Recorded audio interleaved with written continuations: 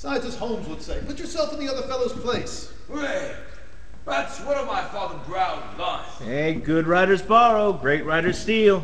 Whose line is that? Hush, it doesn't matter. Now relax, Flynn. Concentrate on your breathing. In and out.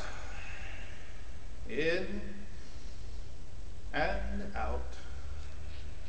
In and out. Good.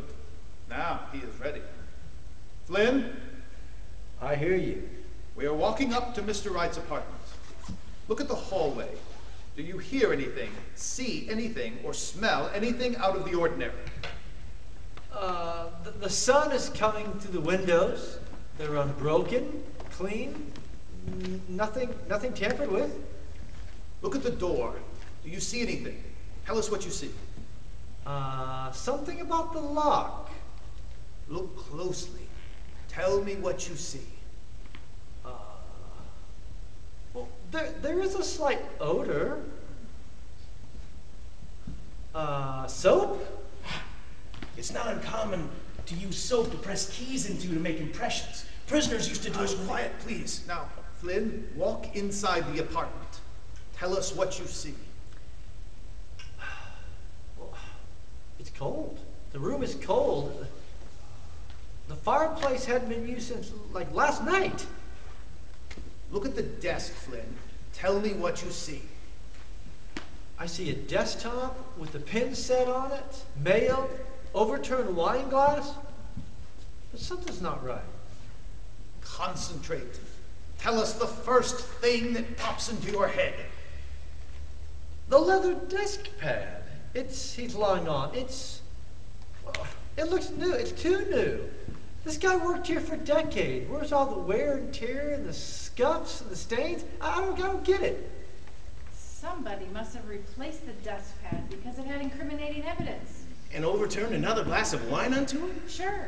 They wanted to make sure we saw the wine clearly. It was a bright misdirection in the hopes that we wouldn't notice the dimmer, more important clue right in front of us. The poison was in the wine, Snap. Okay. Everybody reacts? Yep. They freeze? Okay. Hypnotism, beautiful chorus girls, and shady business practice? I hope our heroes haven't bit off more than they can chew. We'll find out later in Act 3 of The Mystery of the Locked Door. Okay, they do their auction stuff. Go back into position. Things are heating up in Detective Flynn's office. Will justice be served, or will the trail go cold? Let's find out in Act 3 of The Mystery of the Locked Door. The poison was in the wine. The wine was cleaned. Detective, how are you feeling? Oh, I'm groggy, but I'm remembering something. What? Well, there's some mail. There's a postcard in the desk to my dear Lucius from your loving Rebecca Robinson. Well, in that case, it's not the postcard that's important. It's the signature. What do you mean, Aggie? Firstly, never call me Aggie. Secondly, when my second husband and I were courting, he would oftentimes send me love letters when I couldn't join him on his archaeological digs. And Last names would not be important to put on a love letter, which means, Mr. Flynn? Which means that the postcard and the leather desk pad are all planned. And the wine are all planned. It also strengthens our theory that there were two people involved, and that one of them is trying to cast suspicion on the other. we were able to gather a little more evidence. Flynn can bring them back in for questioning. It's possible one of them doesn't know the other is trying to stab him in the back, and just might be angry enough to spill enough beans to fill this pot of chili. I suggest we ask Mr. Lucius Wright himself. The dead guy? My wife and I are well versed in the practices of communicating with the spirit world. My wife has shown remarkable clairvoyance. Throwing good luck. Why do you refuse to pursue every avenue that might yield some information to this case? Because I'd rather spend one moment lighting a match to illuminate the darkness than wandering around for days in darkness.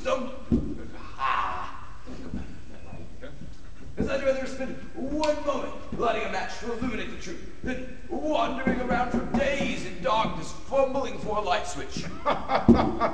Yeah, and I agree. This is New York City, sir. In New York City, the courts don't accept the testimony of dead people.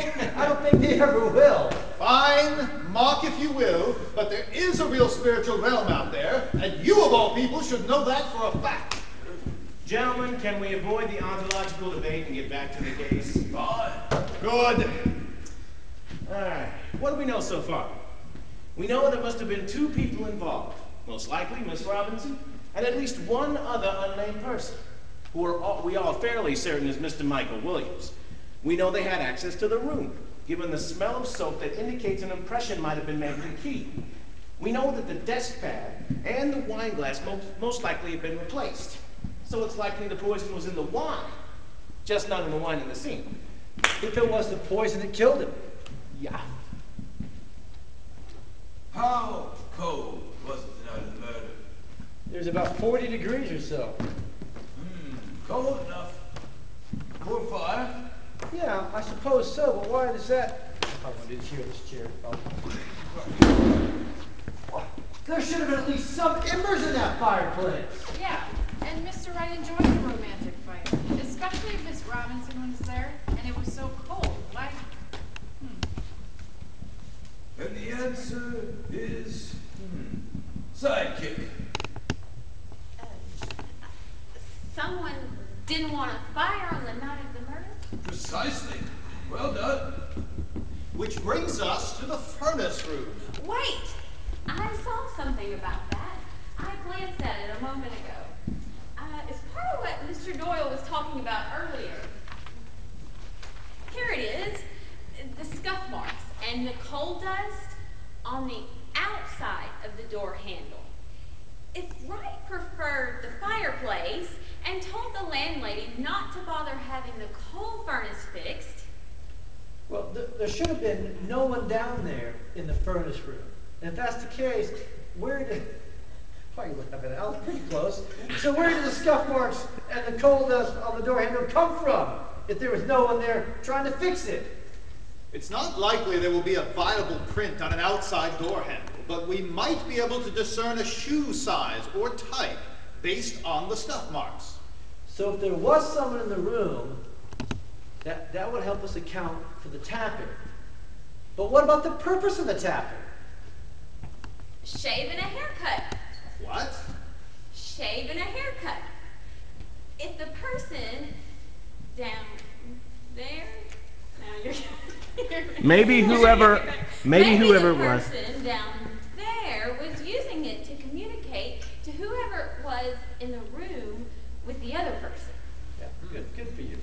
So if we can find some way to link Miss Robinson to the tapping and Mr. Williams to the furnace room, we might have enough evidence to bring them both in again for more questioning. You should be going somewhere right now.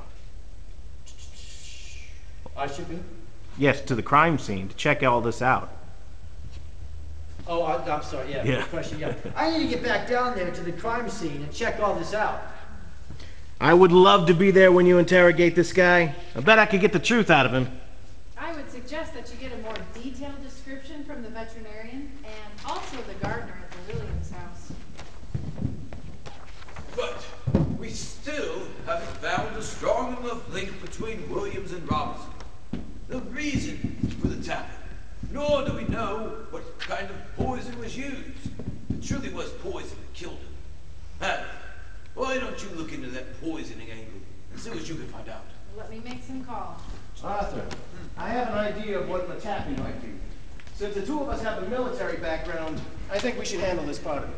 Yes, I see where you're going. I have some friends overseas who would be only too glad to help. Well, I was thinking of calling some of my buddies in the Royal Canadian Air Force. What would flyboys know about tappings in basements? Hey. Not to mention true military strategy. Watch it, Sherlock, and then we exit.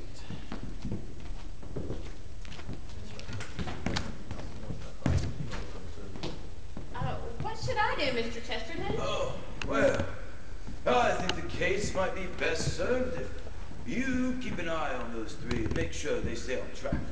Sometimes when an overly intelligent person becomes obsessed with something, they can lose focus. I will, Mr. Chesterton. Oh, and one more thing. Thank you for your fine work. You are a true detective. Thanks, Mr. Chesterton. Meal.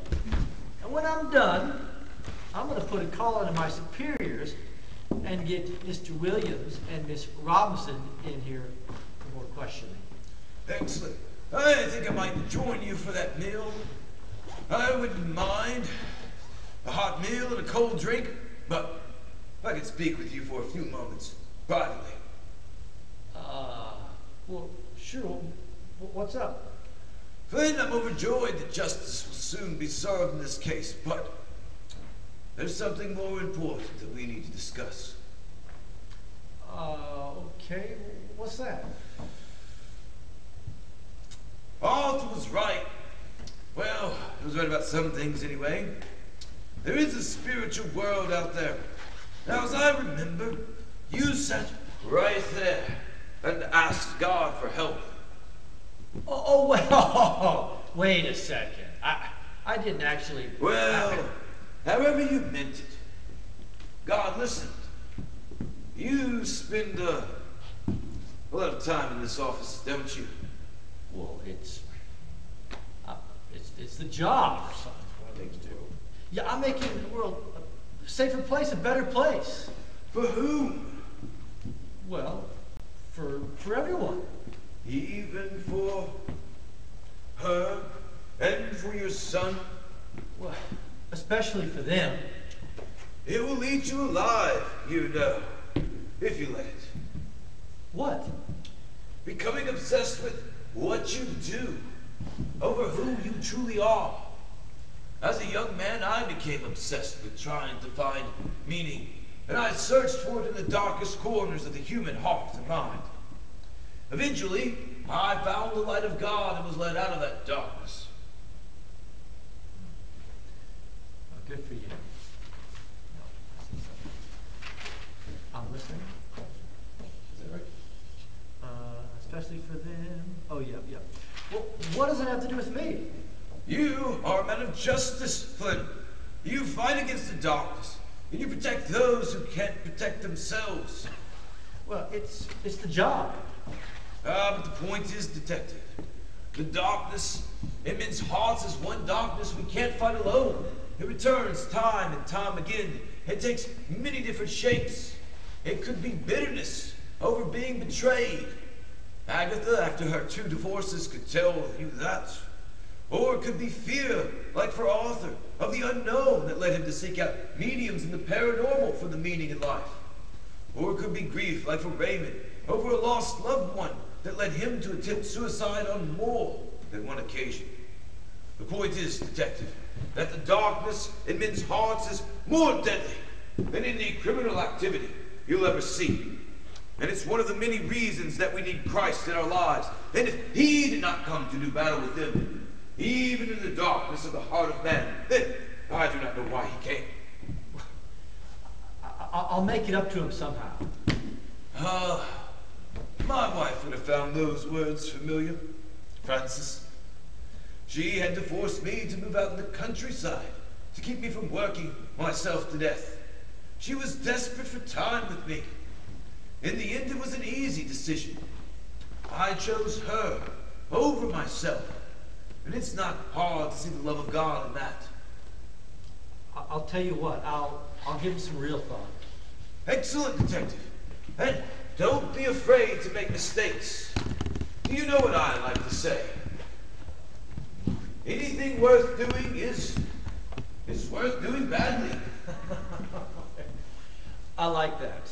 I say one final thing before I go. I'll see you at dinner, or whenever I wake up. Now, friends, we need some help from you, our audience and fellow investigators. We've got a lot of evidence here that we're going to need your help on. On your table, you'll find an envelope with information on the case as it now stands. Also, pens and paper.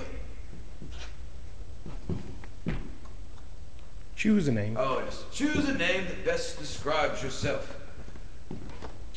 Lydia, investigators, the Flying Sherlocks, the Flatfoots, the Chestertons, or whatever you want to call yourselves. Just make it as creative and original as possible. Write your name and the table number at the top of the page. In a few moments, we're going to be mingling amongst you, ladies and gentlemen, and discussing the case with you. Even sharing some new information that we've personally discovered in the case files. When you think you have a good idea how the killers may have done it, write down how you think they did it at the top of your page, along with the time that you came to your conclusion.